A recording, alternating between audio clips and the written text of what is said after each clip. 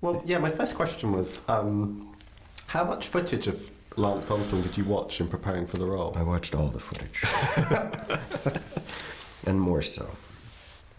The privilege is, well, the currency is time. I had 6 weeks to get a sense of who this guy was and do interviews with people like we're doing today. I suppose a bit more casually and just being and taking leads and asking who else should I talk to, and slowly you start getting a perimeter of who this person is to different people. Yeah, I don't know if that answers it. How much, in that 6 weeks, how much of a grip do you feel like you got on him? Because watching the film, what's apparent is that there's something incredibly unknowable about him, really.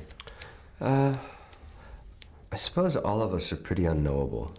His business demanded a face. Like any politician or businessman, or warrior, he created an empire, a real empire. It hasn't been done before. I don't think it could be done again. He raised $500 million in cancer research and awareness. So if you look at that as a model of lives being saved or helped, and then you look at what people are saying about him now, which is he's a liar, he's a cheat, he's a doper, he's a jerk. Yes, he's all of those things as well. But he did that in order to protect the empire that was saving lives. I don't know if I'll ever have a grip on anybody, but what I found in myself was more a question than an answer, which is one that I still struggle with, which is, what would you do? And hopefully people take that same question home with them after seeing the program. As you say, there's so many facets to him. Did you try to remain kind of unjudgmental and impartial throughout the process?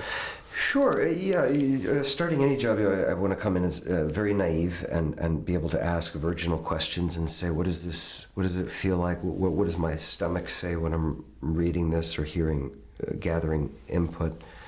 And it's a sensual job. You have to take it on. What I do for a living still confuses me. I don't know how to answer that. Lance Armstrong is obviously driven to an extent that's beyond 99.9% of the population. How did you go about tapping into that mindset, this kind of fierce drive? To do anything well, I think you have to care about it. And we all have things we care about deeply. And then it's about accessing that thing and unpacking your care. And he cared a lot about winning because he had a formula. His formula was, when he faced cancer, when he had cancer, as a young man, said, winning is life and losing is death.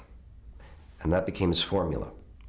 So once you have that formula, things become very, very willed. And I appreciate that will a great deal. Did you use any particular music to kind of get into the Lance Armstrong mindset? Is something I was wondering. Yeah, different things. Yeah, I'm always listening to different music. I make soundtracks for all my films. What was on the soundtrack to this one? God, I don't know. We shot it 2 years ago.